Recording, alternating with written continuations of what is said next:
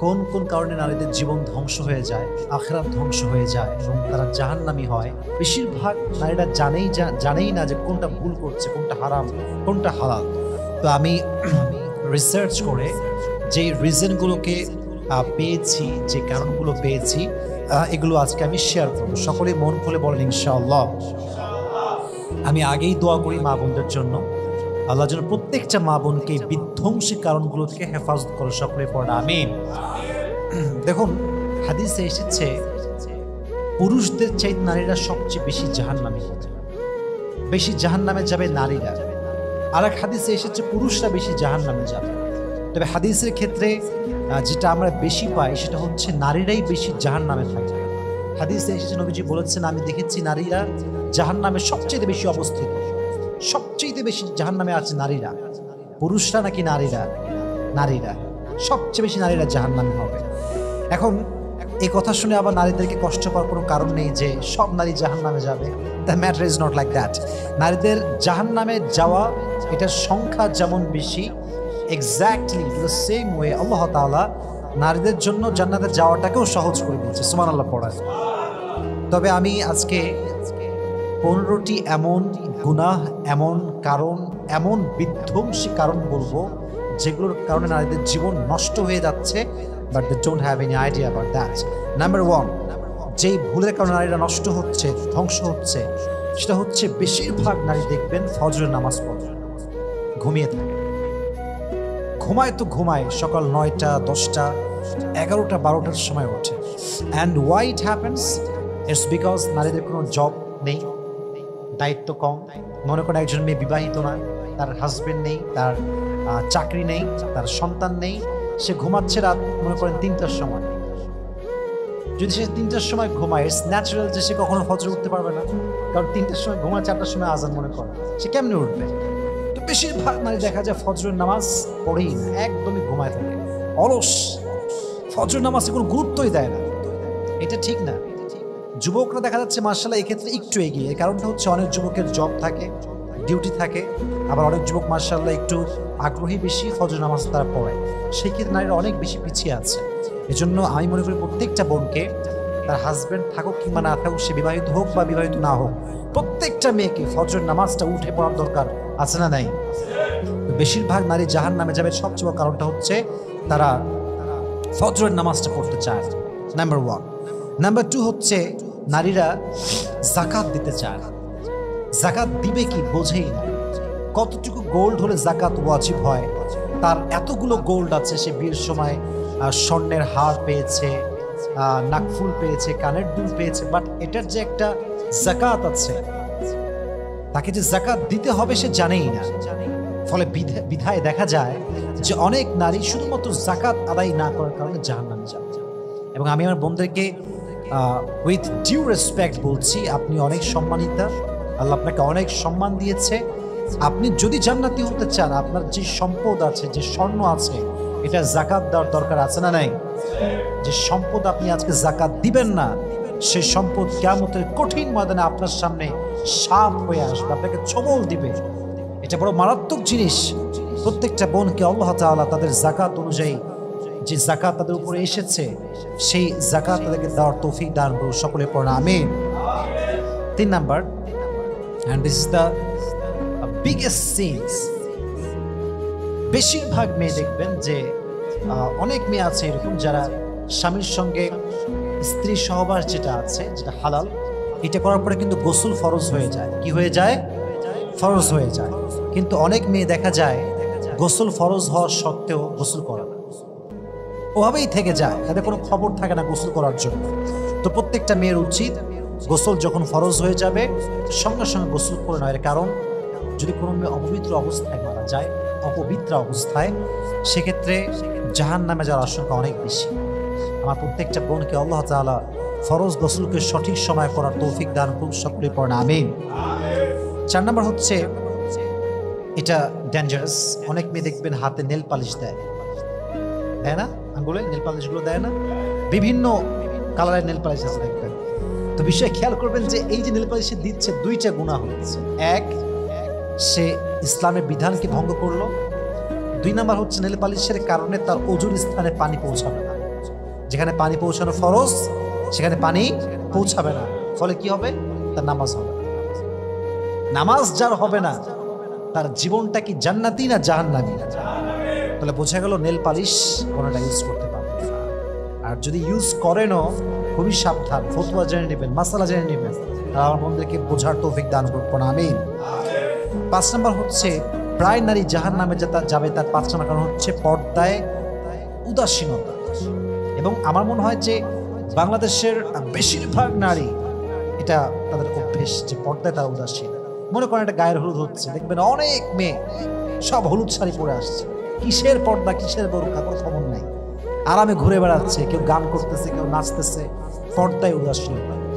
কিয়ামতের কঠিন ময়দানে লক্ষ কোটি অগণিত নারী জাহান্নামে যাবে শুধুমাত্র পর্দায় অবহেলা করার কারণে। কি অবহেলা? পর্দা।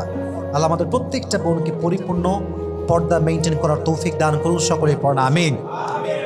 আল্লাহ আমাদের প্রত্যেকটা বোনকে হিজাব, নেকাব, পরিপূর্ণ বোরকা পরে নিজের সতীত্বকে মেইনটেইন করার তৌফিক দান করুন, পড়ুন আমিন। 6 নাম্বার যে কারণে নারীরা বেশি জাহান্নামে যাবে সেটা হচ্ছে গীবত। ছেলেদের চাইতে নারীরা অনেক বেশি এগিয়ে, অনেক বেশি এগিয়ে। ভাবিরা একসঙ্গে হইলে কত রকম যে গীবত করে, কার ছেলে ভালো, কার ছেলে খারাপ, কার মেয়ে ভালো, কার মেয়ে খারাপ। তাদের কাছে একেবারে বিবিসি নিউজ ফেল, তারপরে আপনার প্রথম আলো ফেল, সব নিউজ তারা জানে।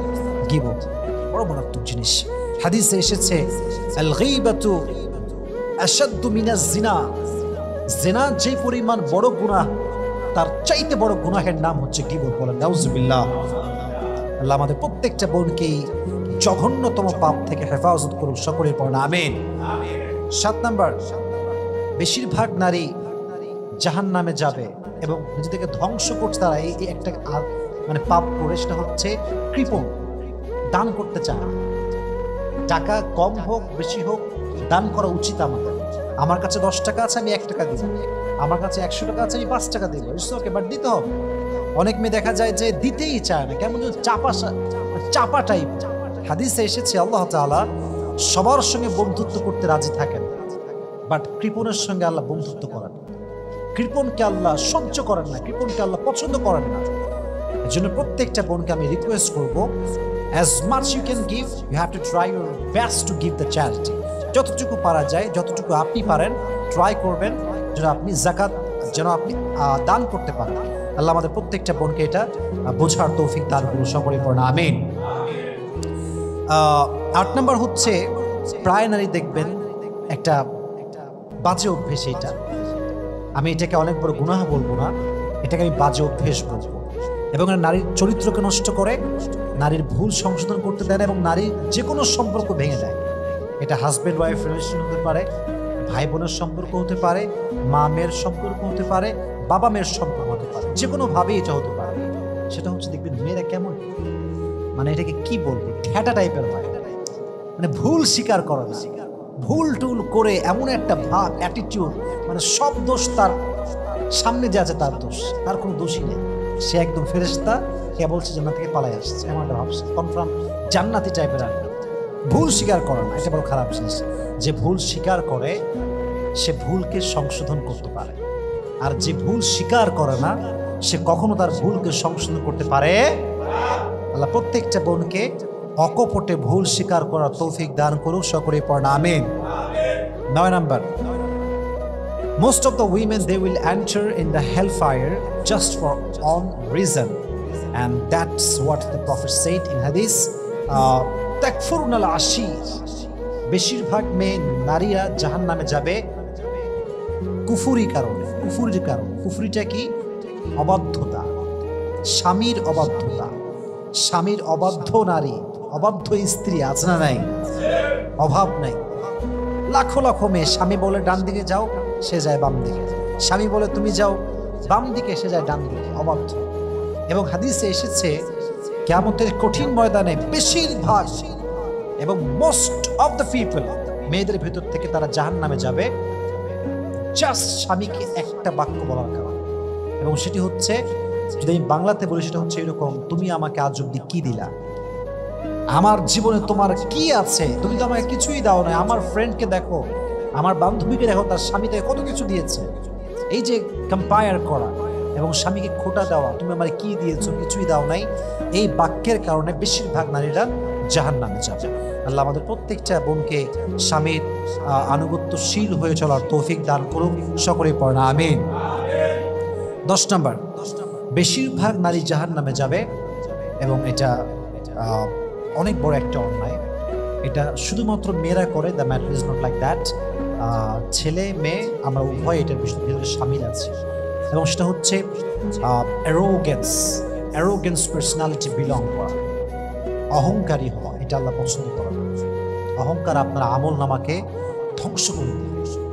অহংকার হচ্ছে আল্লাহ তাআলার চাদর। অহংকার শুধু আল্লাহকে মানায়, বান্দাকে অহংকার মানায় না।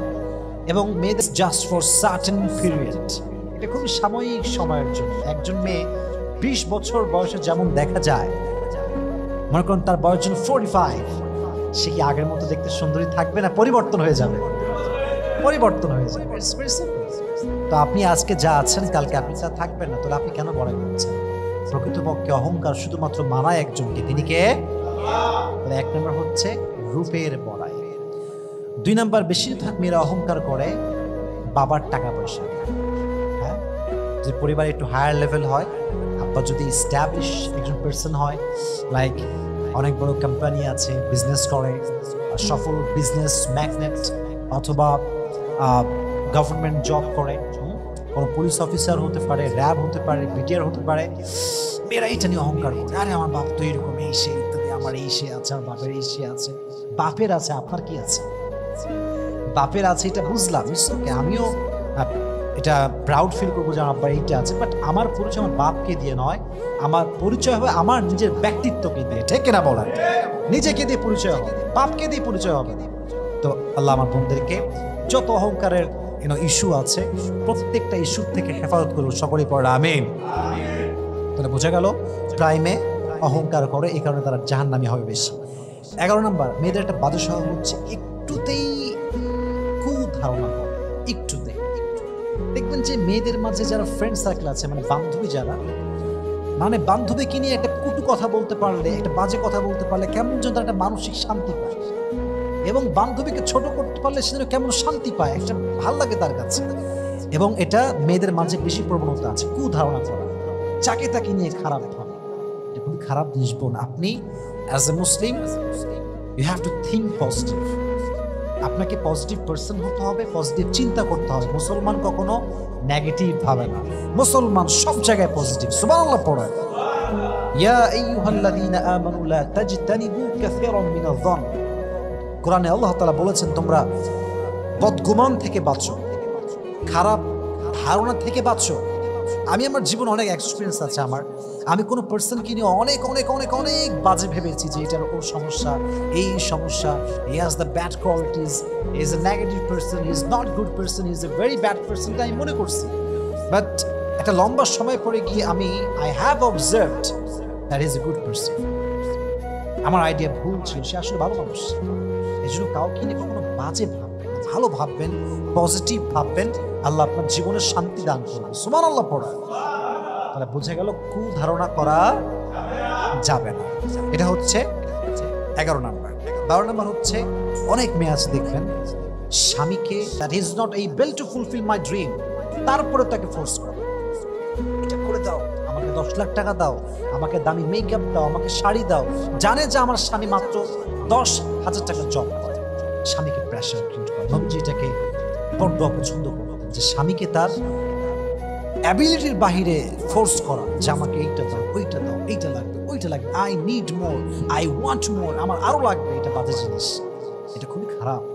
আল্লাহ আমাদের প্রত্যেকটা বোনকে স্বামীকে প্রেশার দেওয়ার থেকে হেফাজত করুন, সকলে পড়া আমিন। 13 নম্বর হচ্ছে লৌকিকতা, শো অফ। কি অফ? Show off. এটাকে আমরা আরবিতে বলি রিয়া।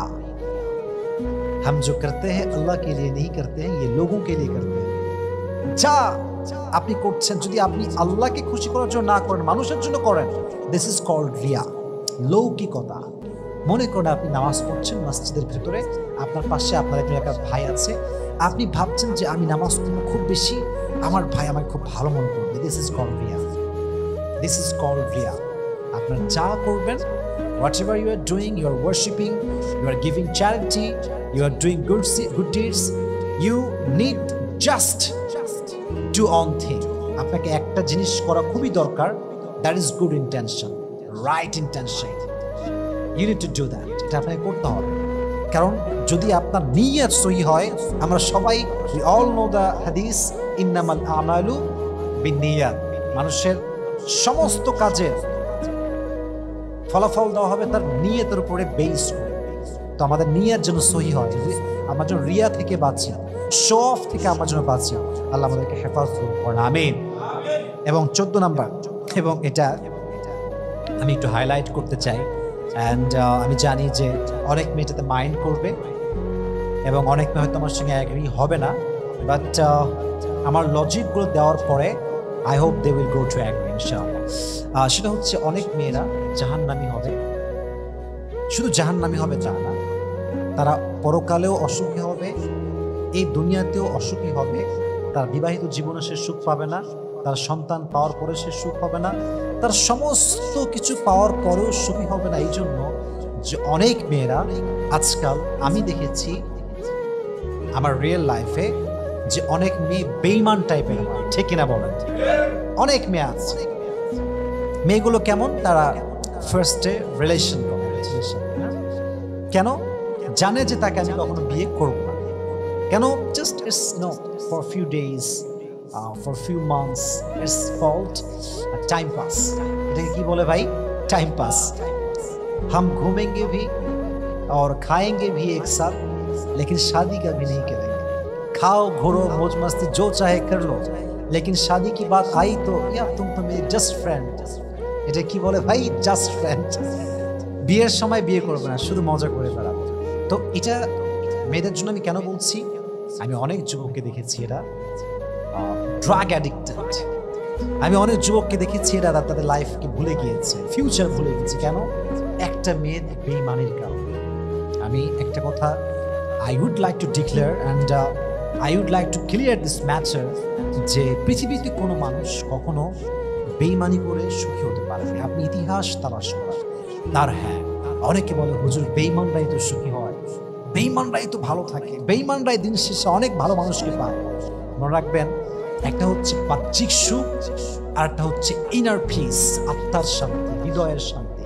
যে বেঈমান হয় সে বাহ্যিকভাবে অনেক সুখী হতে পারে, তার বাহ্যিকভাবে অনেক কিছু আপনি দেখতে পারেন, বাট মাথায় রাখবেন আল্লাহর খেলা সবচাইতে বড় খেলা, আল্লাহর ধরা সবচাইতে বড় ধরা।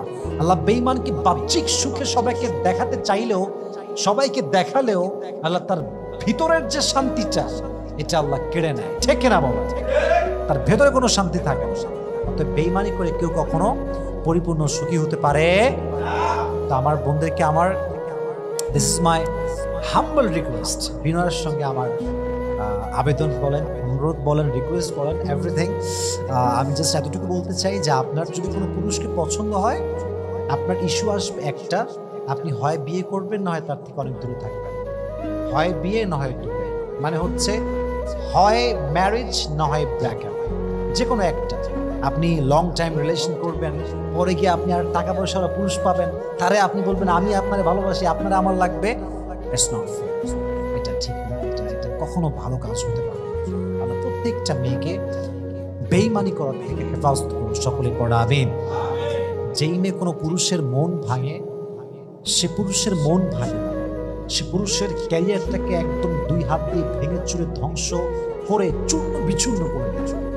যেই মেয়ে কোনো ছেলের সঙ্গে গাদ্দারি করে, সে শুধুমাত্র গাদ্দারি করে নাই, তার পুরো ফিউচারটাকে সে নষ্ট করে দিয়েছে, তার পুরো জীবনটাকে সে ধূলিসাৎ করে ফেলে দিয়েছে। এর জন্য মেয়েরা খুব সিম্পল মনে করে যে আরে ব্রেকআপ করলাম, ইটস ওকে ফাইন, দুদিন পরে সে ভুলে যাবে। অনেক পুরুষ ভুলতে পারে না, কারণ যারা সত্যিকার অর্থে কারোর প্রতি আসক্ত হয়, বিয়ে করতে চায়, তাদেরকে ভোলা খুব কঠিন হয়ে যায়। এটা খুবই কষ্টকর বিষয়। যে বন্ধুকে বলবো বোন, হয় হালালে যান না হয় দূরে থাকবেন। আমাদের প্রত্যেকটা বোনকে এটা বোঝার তৌফিক দান করুন, সকলে পড়া আমিন।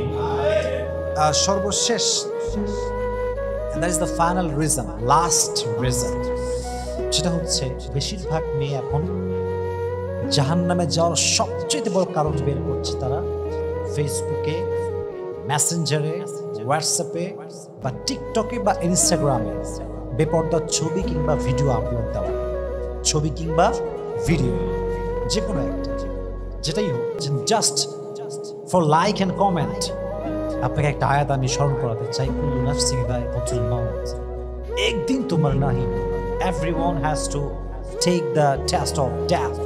প্রতিটা মানুষকে একদিন মৃত্যুর স্বাদ গ্রহণ করতে হবে। বোন, আপনি যে আজকে এই মুহূর্তে টিকটক ভিডিও আপলোড দিলেন, জাস্ট রিসেন্ট ভিডিও, আজকে শুক্রবার রাত 10টায় আপনি আপলোড দিলেন, আপনি একটা কথা মাথায় রাখবেন বোন, আপনি রাত 11টাতেও মরতে পারেন, আপনি 12টাতেও মরতে পারেন, বাট আপনি যখন মারা যাবেন আপনার টিকটক অ্যাকাউন্ট ওভাবেই থেকে যাবে, আপনার ফেসবুকে ছবি আছে এটা এইভাবেই থেকে যাবে অ্যাজ ইট ওয়াজ বিফোর, যেমনটা আগে ছিল।